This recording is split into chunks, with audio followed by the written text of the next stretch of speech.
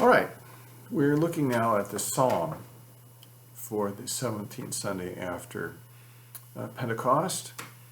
It's the appointed verses are Psalm 25, verses 1 through 10. But I want you to look in your Bibles and track along with me.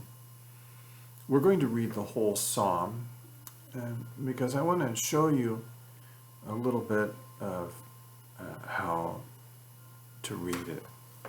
First of all, right at the top, it's a Psalm of David. And as we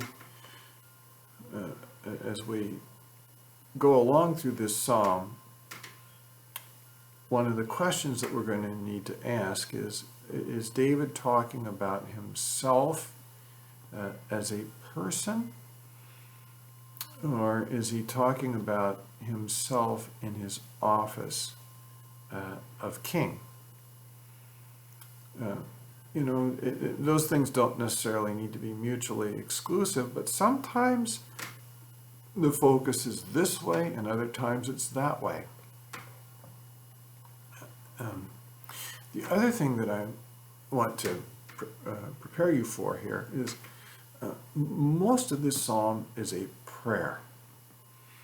But there are these thought bubbles.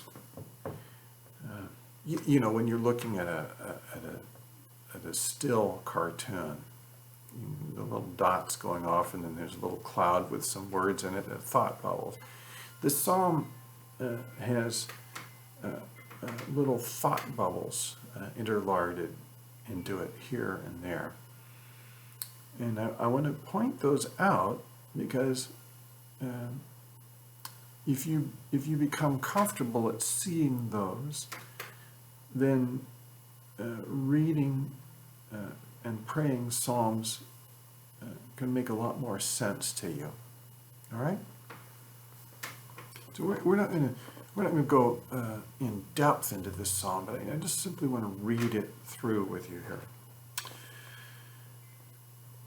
So these first few verses are David talking directly to the Lord. To you, O Lord, I lift up my soul. O my God, in you I trust. Let me not be put to shame. Let not my enemies exult over me. Indeed, none who wait for you shall be put to shame. They shall be ashamed who are wantonly treacherous. Make me to know your ways, O Lord. Teach me your paths. Lead me in your truth and teach me. For you are the God of my salvation. For you I wait all the day long. All right.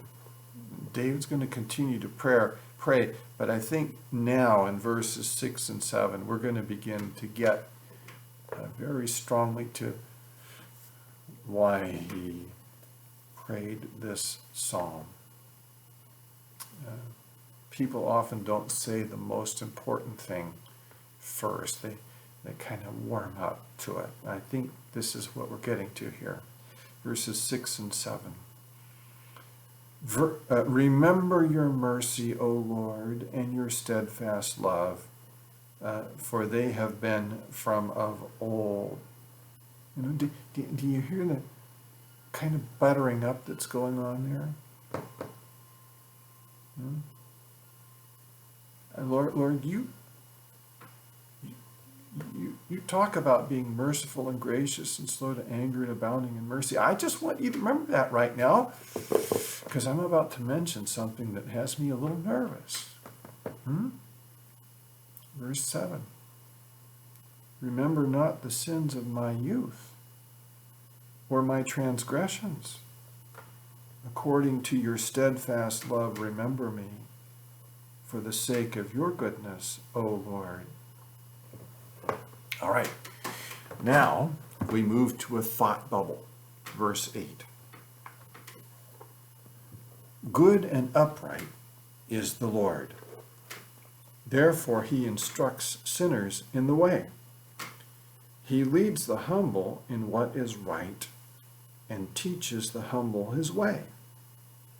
All the paths of the Lord are steadfast love and faithfulness for those who keep his covenant and his testimonies.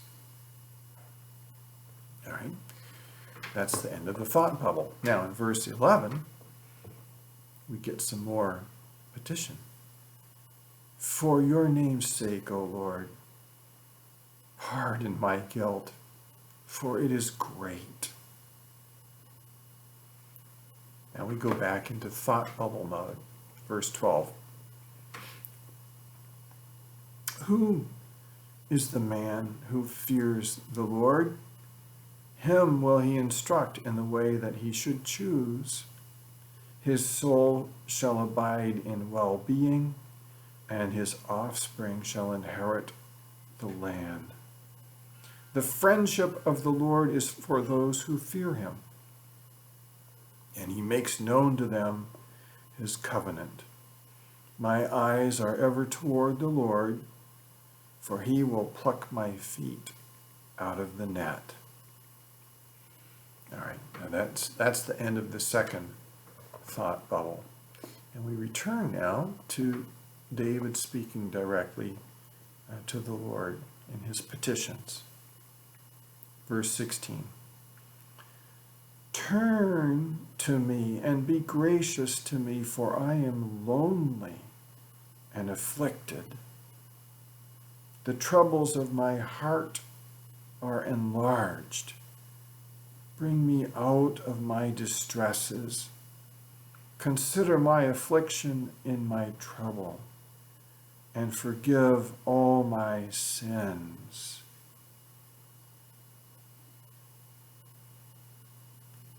Consider how many are my foes, and with what violent hatred they hate me. Oh, guard my soul and deliver me. Let me not be put to shame, for I take refuge in you. May integrity and uprightness preserve me, for I wait for you. And then this petition in verse 22 that just seems to be out of left field. Redeem Israel, O God, from all his troubles. Now we are finding the nexus between the person of David and his office as king. As it goes for the king, so it goes for the nation. And David is recognizing that the consequences of his sin